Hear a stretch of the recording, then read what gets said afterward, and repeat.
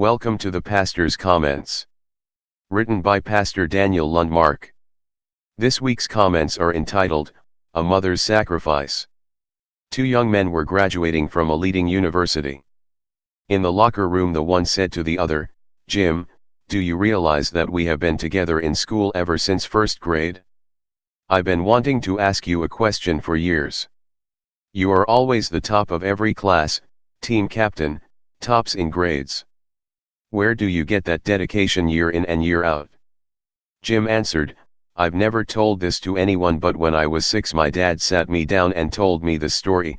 He said, 'Son, your mother and I were married 15 years and could not have children.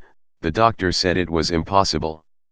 We began to pray in family devotions, God, if you give us just one boy, we will never ask for another.' We prayed that way for 3 months every night. One day we discovered you were coming. For 9 months we planned for your birth.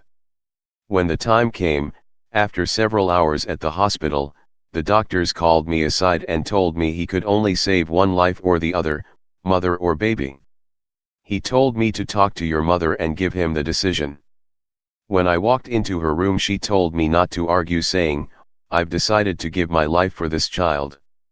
I cried and asked, 'How can you make that decision? I'll put you first before anything.' But she said, 'Haven't we been praying for months for just one boy? We didn't know it would take my life for that one.' The last thing she told me was, 'I want you to tell him for me that I want him to stand as the greatest boy in all the world.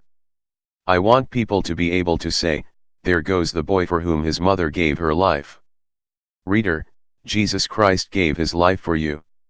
He wants you to stand as his representative in this evil world, to walk worthy of the Lord unto all pleasing, being fruitful in every good work, Colossians chapter 1 verse 10.